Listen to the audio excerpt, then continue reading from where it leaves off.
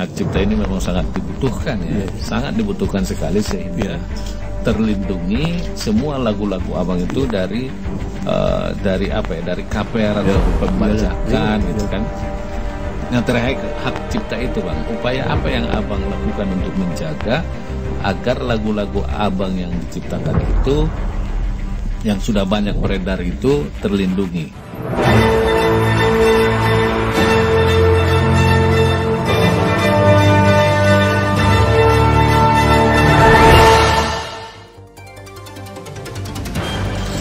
102,6 FM Sastrasi, suara satu kata penuh makna pasti selalu di hati. Terima kasih buat Anda semuanya masih tetap mangkal di sini, masih tetap padu di program talk show Ruang Baslah Cerdas dan Inspiratif, masih bersama narasumber kita yaitu Bang Odang. Sahabat Istad FM, masih kita beri kesempatan buat Anda yang ingin ikutan gabung, request lagunya silakan aja. Bukan request lagunya ya, bertanya gitu. Kalau request lagunya nanti nggak sempat gitu loh bang ya. Oke. Berinteraktif di sini di 0812 88 88106 itu nomornya ya. Nah, di kolom komentar di laman Facebooknya juga silakan saja di Radio Start 102,6 FM Panjabungan. Bang, tadi kita sudah bicara terkait dengan hak cipta gitu bang. Hak cipta ini memang sangat dibutuhkan ya, sangat dibutuhkan sekali sehingga terlindungi semua lagu-lagu abang itu dari apa ya, dari KPR atau pembajakan gitu kan. Nah, terkait hak cipta itu bang, upaya apa yang abang lakukan untuk menjaga agar lagu-lagu abang yang diciptakan itu, yang sudah banyak beredar itu, terlindungi hak ciptanya gitu? Apa yang sudah abang lakukan terkait dengan itu? Kalau sebetulnya yang pertama dulu saya mengurus izin, kalau nggak salah hampir 30 tahun. 30 tahun? 30 tahun tertunda-tunda. Hanya karena persoalan ijazah terakhir apa. Sangat dibutuhkan ijazah. Ya, itulah sumut dulu. Sumut dulu. Pada saat jatuhnya Soeharto, apa lagi, berangkatlah aku ke Jakarta. Itu berarti dengan keyakinan Orde Baru sudah masuk Orde Reformasi. Begitu aku naik ke Jakarta, masih ribut-ribut di Jakarta waktu itu. Karena aku waktu semangat tetap tidak kurang, keyakinan penuh tetap akan berhasil, berakal aku ke Jakarta. Di Jakarta pertemuan pertama aku di Dinas Pajak, di Perpajakan Pusat. Pada waktu itu saya pertama ditanya, mana karya Bapak? Mana karyanya? Ini sebetulnya dulu di Sumut ini baru aku tidak terlambat. Bukan ijazah kan? Mana karya Bapak? Saya tunjukkan kaset. Jadi Bapak mengurus izin, iya. Oh, boleh. Izin usaha, bukan izin hak cipta. Inilah izin usaha. Izin usaha untuk memproduksi. Gitu? Nah, itu. Sehingga pada saat itu satu pun di Jakarta, dari misalnya jual dari apa tempat pembuatan uang itu, apa namanya itu, BI, ya itu, nggak ada satu pun yang menandakan ijazah waktu itu. Mana karya Bapak itu aja. Kenapa di Sumatera Utara menanyakan ijazah? Itulah Orde Baru kan itu kan. Jadi pada saat itu aku pulang dari Jakarta sudah dapat izin odang resmi. Odang resmi, odang produk. Ya. Baru ada semacam pajak. Sudah PPN itu ya, PPN sudah ada. Itu saya ambil ke Jakarta kan itu. Harapan saya waktu itu dengan adanya PPN akan terlindungilah semua cinta saya. Iya. Kan itu. Tapi ternyata rupanya pada saat reformasi masuk, hukum makin terbelakang, masih ke belakang mundur. Masih ke belakang itu. Maksudnya kalau memang kita membuat hukum ini penuh, sudah semakin jauh. Semakin jauh, bukan semakin dekat. Contohnya, pada saat saya dibajak, waktu CD, datanglah seorang perpajakan dengan membawa surat merah. Perusahaan Odang akan segera ditutup. CP Odang harus ditutup karena tidak sanggup bayar pajak. Saya bilang sama komandanmu, kalau Anda merasa berhak dengan pajak, saya berhak dengan perlindungan hukum. Saya bilang waktu itu.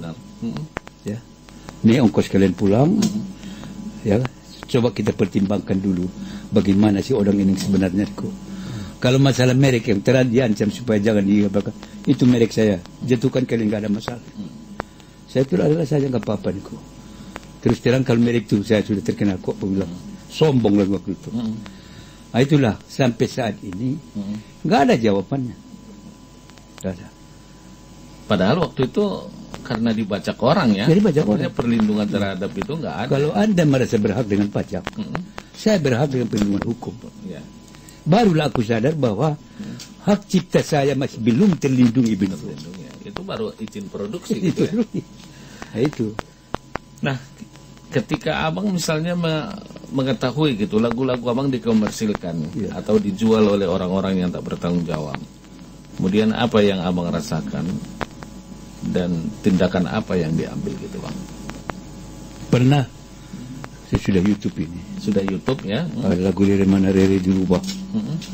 Orang itu. Saya SMS dia karena dapat dari penyanyinya dapat nomor, menantang dia.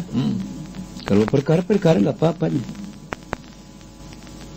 Saya kalah dengan ongkos motor saja. Harus terpaksa saya berangkat ke Aikanopan sana kan. Dia di Aikanopan? Di Aikanopan dia. Saya di sininya. Tapi nggak disebutkannya di YouTube itu bahwa lagu itu di-cover gitu, nggak? Nggak disebutkannya. Nggak disebutkannya. Yang pentingnya langsung dinyanyikannya sama biduannya itu. Langsung dinyanyikan lalu dikomersilkannya di YouTube. Akun dia kan. Di akun dia. Semua berubah, lirik nggak? Nada ya? Lirik tetap. Nada tapi ya? musik Sudah. Musik sudah berubah lah. Penyanyi sudah berubah kan. Jadi lirik ini perubahan yang paling parah. Tempo ditukar. Temponya ditukar. Tukar. Bikin orang itu waltz. Dari musik apa dari dangdut kan. Ya. Saya keberatan sebenarnya. Datanglah saya tunggu katanya. Ketawa-ketawa dia dengan aku. Jangan salah Pak Odang, aku kan senang dengan lagu Pak Odang. Banyak lagu jadi musik kerja ini. Cuma lagu orang aku senang. Ketawa-ketawa dia datanglah, saya terima sini. Mau pergi ke polisi pun boleh. Kita telepon perbuatan kan. Bagaimana merakat matu suruhan nopan, Aikanopan. Nah boleh so ini gusto kina dongat ko ke Polres na sini kan. Jadi pikir-pikir mulak tu nak kini. Saya sadar memang lagu saya tidak ada pada hukum. Mau kemana ke sana? Ya. Kan? Mundur teratur. Terpaksa mundur teratur. Ya. Karena dasar kita untuk menuntut itu bang. Apa? Kita tidak memiliki hak cipta. Makanya aku bilang 3 daerah sekarang terpusat 5. 5 Belum lagi yang bebas aman gitu kan. Tidak bisa salah satu antara daerah yang melindungi hak cipta kita ini. Itu bukan saya saja. Iya. Adik-adik di bawah saya kan. Itu juga yang dirasakan oleh almarhum Parlin Lubis, gitu kan. Pernah dicegah juga di sini, dia juga belum memiliki banyak lagunya yang sudah di-cover kan. Meledak. Dan tindakan itu yang abang lakukan ya. Dan rasanya gimana sih bang? Ada rasa sedih nggak sih kalau lagu-lagu? Kalau sedihnya betul-betul sedih. Sedih ya. Cuma saya teringat dengan apa yang dikatakan oleh Abang Bupati Saleh, Ustadz Kemaruzaman. Mang katanya, lagu-lagu yang Amang tulis dan nyanyikan, orang membajak karena senang dengan lagu itu. Ya. Yang kau terima sekarang ini hanya persekot. Lunasnya di akhirat. Oh gitu ya. Itu. Lunasnya di akhirat. Itu sudah janji Allah, bahkan dibayar sama kau. Kesenangan, kenikmatan yang dimiliki orang-orang itu adalah milik Mamang. Kerja terus. Itu supportnya ya. Jangan berhenti katanya. Saya marah melihat kau kalau mundur gara-gara ini katanya. Kau sudah dapat hidayah, tahu kau katanya. Itu hidayah Allah itu. Jangan bantah lagi. Oke bang. Nah, kalau abang itu mengetahui bahwa lagu-lagu abang itu seperti yang kejadian yang di Aikanopan itu sudah diaransemen ulang itu. Tindakan itu memang hanya sebatas itu yang abang lakukan ya, cuma memprotes lewat komunikasi begitu saja. Komunikasi itu aja. Belum bisa. Nggak terpikir untuk membawanya ke pidana gitu ya, karena memang dasarnya itu tadi Bang ya. Itu yang bilang tadi. Tapi pengakuan de facto saja memang nggak bisa ya. Artinya itu bukti fakta-fakta itu memang itu semua orang mengakui bahwa itu adalah lagu, Ya. lagu ciptaan oleh Pak Odang gitu. Ya. Nggak ada yang membantah itu, tidak Nggak. itu kan. Tapi nggak bisa dibawa ini ke ranah hukum Ya, gitu. ya. Nggak bisa. Nggak bisa. Oke Bang. Mudah-mudahan harapan Abang lah ke depan terkait perkembangan lagu-lagu Madinah Tafsir ini. Apa yang Abang sampaikan sama musisi-musisi kita, seniman-seniman kita, baik yang pemula. Ya. Apa harapan yang Abang sampaikan? Berharapan berdasarkan pengalaman saya. Apalagi tercapai kepada pencipta lagu. Kalau memang mau menciptakan lagu tafsir, pelajari adat dan budayanya. Pelajari adat Dan budayanya. Tapi belakangan ini Bang kan agak lagu-lagu itu tidak mengandung, banyak yang di pasar sekarang ini lagu-lagu tafsir ini Iya. tidak mengandung adat budaya, agak beda mengikuti. Iya. Karena apabila memang kita tidak menguasai adat dan budaya itu, kita akan suka mencontek lagu orang itu jadinya. Sebetulnya saya bilang lagu India harus ada. Tidak boleh kita sepenuhnya lagu India. Iya. Lagu Minang juga tetap juga bisa. Tapi bagaimana caranya kita bisa memasukkan irama-irama nada lagu tadi itu? Karena ada misalnya batas-batas bebas ada itu. Nah, dengan menyusun syair lagu tadi, menyusun irama lagu tadi, bisa kita buat irama-irama dari 5 daerah tadi masuk di dalam sebuah lagu. Tak pun ada dalam syair, dalam nadanya. Musiknya harus ada. Ya. Itulah harapan Abang sama Harapan saya begitu. Coba pelajari adat dan budayanya. pelajari adat dan budaya. Agar nilai lagu kita itu ada di dalam pandangan masyarakat dari generasi ke generasi. Bertahannya jadinya lama gitu. Iya, sudah lama tanpa ada Dan batas. sepanjang masa. Dan apabila lagu kita itu memiliki itu yang sebenarnya. Betul itu. Lagu saya itu pun saya akui itu. Kalaupun dirubah ke musik-musik irama lain, musik-musik lain kan bisa akan tetap cantik itu. Karena keasliannya ada karena daerah kita. Itu kira-kira. Bang, apa target Abang nih ke depan ini dengan usia, mohon maaf Bang, boleh tahu nggak usia Abang sekarang udah berapa? 67 tahun. 67 tahun Bang. Masih sangat produktif Bang. 67 tahun itu usia Sudah habis, udah masuk 68 ini udah itu masuk. usia, tapi kalau dari wajah ini sepertinya 55 ini Bang. Bang, apa harapan Abang ke depan ini di usia 67 tahun sebagai musisi Madinah Tafsir, legend sekali gitu Bang. Ya. Ke depan ini apa? Sebagai musisi tafsir harapan saya, bagaimana caranya kalau musisi-musisi tafsir ini betul-betul dapat membawakan irama-irama khas tafsir. Seperti Yang benar-benar. irama khas tafsir itu kan belum ada nih Bang. Itu yang aku bilang tadi. Ada andung dan ungut, Andung dan ungut, ada Arab, ada Melayu, Ya. ada India dalamnya. Abang berani nggak sih membuat lagu sekarang ini, menciptakan lagu yang punya andung-andung itu? Berani nggak Bang? Ada. Berani. Berani. Tapi tadi di awal sudah Abang jelaskan begitu ada andung seperti itu, seperti lagu Iya. cenderungnya ke lagu Batak gitu kan. Bukan karena takut sama orang Batak, Iya. kan? Cuma saya takut diejek sama orang kita di sini tidak menerima kan. Tapi sebenarnya ada itu andung itu Ada. juga adalah bagian Ada. dari lagu kita. Ada. Lagu kita. Tapanuli bagian selatan ini ya. Iyalah. Yang Tapanuli begitulah. Gitu. Tapanuli itu ya Iyalah. menyeluruh andung itu memang. Bahkan kalau memang utara punya andung, milik kita bersama. Tapi ungut Mandailing itu. Ungut itu seperti apa Pak? Kalau dulu Mandailing itu disebut Angkola Sipirok itu enggak ada dulu itu. Tetap Mandailing semuanya Mandailing. Tapu Selatan ini kan. Iya. Mandailing katanya itu Iya. kan dulu. Nah, itu. Ungut itu apa itu Bang? Ungut itu yang terdapat pada lagu-lagu andung-andung tafsir. Seperti Contoh di dalam pada Sitongol. Stop. Dapat jodoh ujung itu. Segalangan Itu ungut-ungut. ungut itu dalam itu. Andung dan ungut inilah kita buat kan bisa tahu. Itulah. Mestinya unsur andung dan ungut ini harus masuk di dalam lagu khas gitu Pak. Jadi itulah khasnya. Kalau Minang misalnya kan nampak sekali talempong musik gitu kan. Nampak. Kalau Jawa juga nampak. Iya, kalau Tapanuli juga nampak ada kacapinya gitu kan. Tapi kalau Madinah Tapsel ini itulah yang perlu kita katakan. Kita punya dulu kalau orang utara punya suling, Padang punya saluang, kita punya juga itu.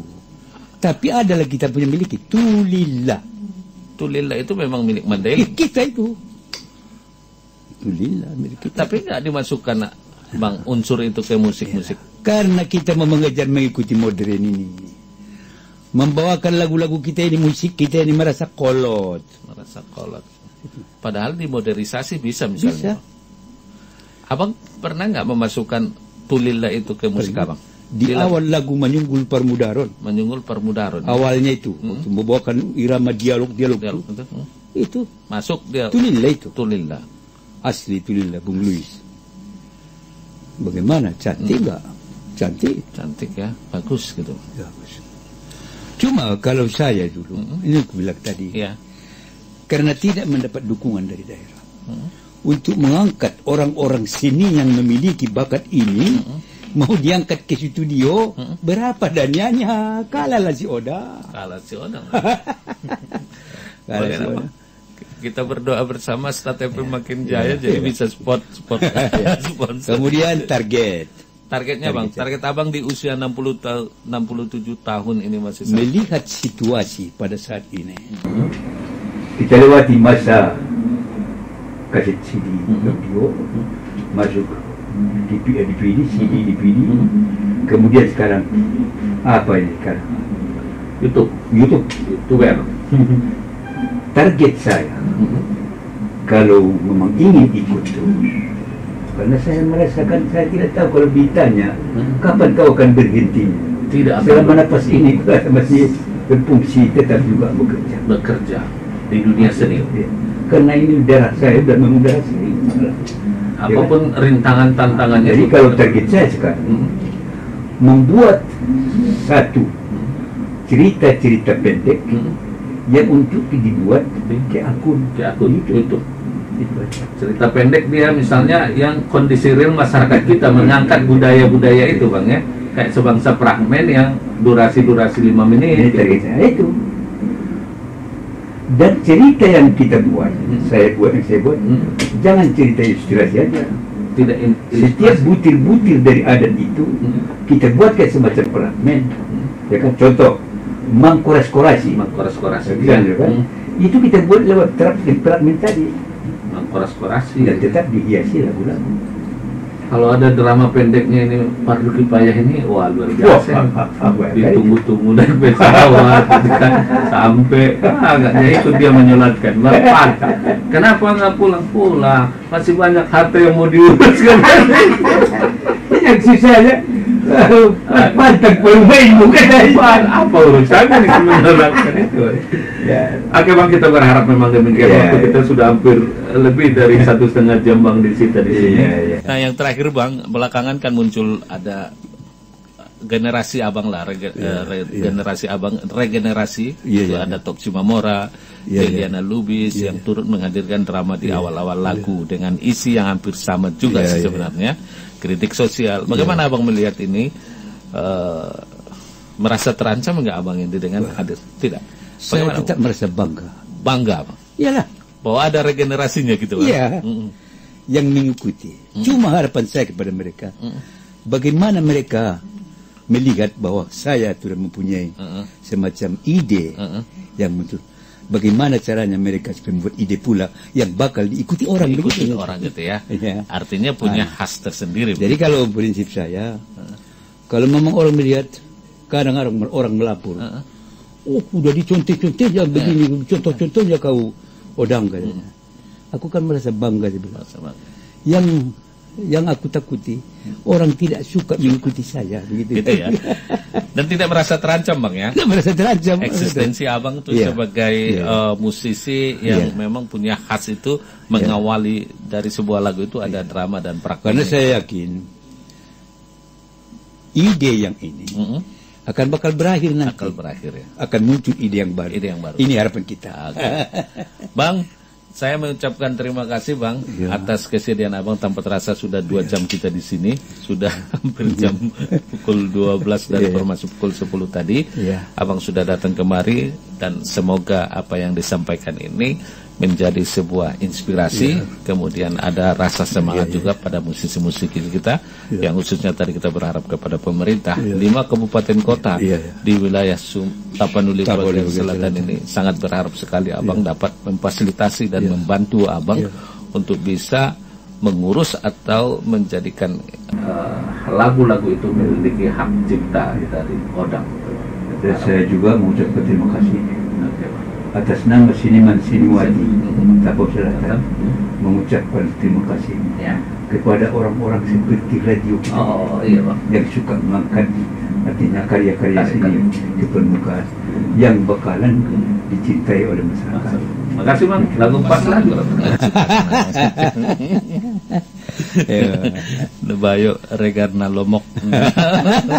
Aku juga udah lupa Bang.